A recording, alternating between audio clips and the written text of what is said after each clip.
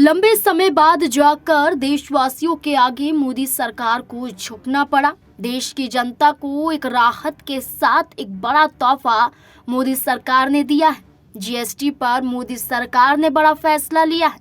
आपको बता दें कि केंद्रीय वित्त मंत्री निर्मला सीतारमण की अध्यक्षता में जीएसटी काउंसिल की 56वीं बैठक में कई अहम फैसलों को मंजूरी दी गई है।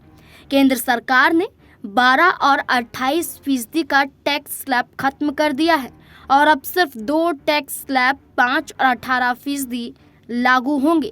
केंद्र सरकार ने बताया कि टैक्स की नई दरें 22 सितंबर से लागू हो जाएंगी। जीएसटी काउंसिल की बैठक के बाद केंद्रीय वित्त मंत्री निर्मला सीतारमण ने बताया, जिन वस्तुओं पर जीएसटी घटाकर 5% कर दिया गया है वे हैं hair oil, toilet soap bar, shampoo, toothbrush, toothpaste, cycle, tableware, kitchenware और अन्य घरेलू सामान। जिन वस्तुओं पर जीएसटी 5% से घटाकर 0 कर दिया गया है वे हैं अल्ट्रा हाई टेम्परेचर दूध, छेना और पनीर, रोटी या पराठा या जो भी हो, उन सभी पर 0 दर लागू होगी। वित्त मंत्री निर्मला सीतारमण ने घोषणा की कि अब सभी टीवी पर 18% कर लगेगा। कैंसर के लिए जीवन रक्षक दवाइयों पर कोई टैक्स नहीं लगेगा। सिगरेट और पान मसाला जैसे नशे वाले उत्पादों पर 40% की सबसे ऊंची टैक्स दर अभी भी लागू रहेगी। केंद्रीय वित्त मंत्री निर्मला सीतारमण ने कहा, टैरिफ की उथल-पुथल ने जीएसटी सुधार पर असर नहीं डाला है। हम इस पर 1.5 साल से अधिक समय से काम कर रहे हैं। मंत्रियों का एक समूह दर को तर्कसंगत बनाने पर काम कर रहा था। मंत्रियों का एक और समूह बीमा और अन्य चीजों पर काम कर रहा था। जीएसटी घाटे के सवाल पर उन्होंने कहा, कई नंबर उछाले जा रहे हैं, इतना नुकसान हुआ, उतना नुकसान हुआ। मैं इस बहस में शामिल नहीं होने वाली कि किसी ने क्या किया, किसी ने इतना कहा और किसी ने उतना कहा। हमारे पास डेटा है, ये वित्त मंत्री निर्मला सीतारमण ने कहा। आपको बता दें कि वित्त मंत्री निर्मला सीतारमण के ऐलान के बाद विपक्ष द्वारा क्या कुछ कहना था, वो भी कई बयान निकलकर सामने आए।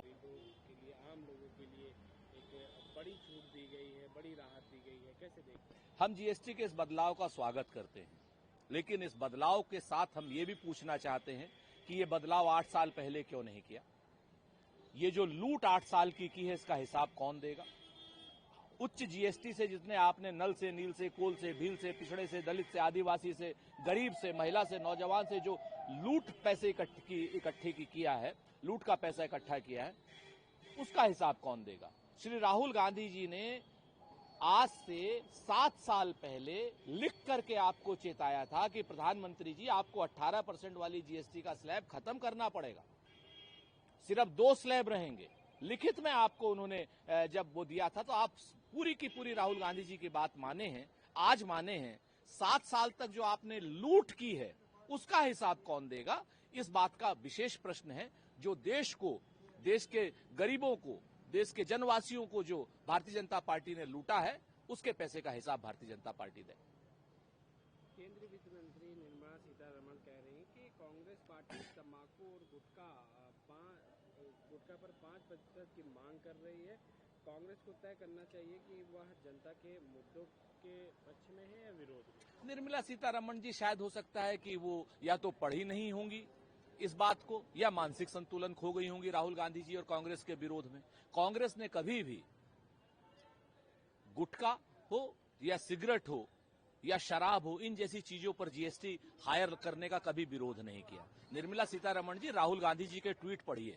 आप तो जेएनयू की पढ़ी हुई हैं, आपसे कम से कम इतने बड़े झूठ की, और वो भी सफेद झूठ की, उम्मीद नहीं है। वित्त मंत्री के पद पर रहते हुए आप जिस तरीके से झूठ बोल रही हैं।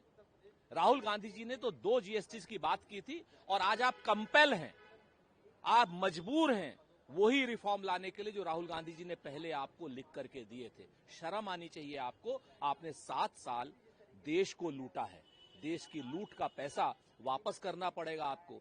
भारतीय जनता पार्टी ने जो पेट्रोल पर और डीजल पर एक्साइज ड्यूटी हमने जो 3% हमारे 2014 तक 3 रुपए थी, वो 32 रुपए करके जो महापाप किया था, वही जीएसटी में भी महापाप किया है। पेट्रोल और डीजल की जीएसटी से 50 लाख करोड़ से ज्यादा इन्होंने इकट्ठे किए थे और इस जीएसटी से भी लाखों करोड़ इकट्ठे किए हैं। वो लूट का पैसा अडानी के पास गया है या किसके पास गया है, निर्मला सीतारमण जी को जवाब देना चाहिए। अब ऐसे में भारतीय जनता पार्टी का ये फैसला जीएसटी को लेकर और जीएसटी के जरिए देशवासियों को राहत देना एक बड़ा फैसला माना जा रहा है। अब ऐसे में देखना होगा कि या ये चुनाव के मद्देनजर किया गया है या वाकई देशवासियों की चिंता थी, इस आधार पर यह फैसला लिया गया है।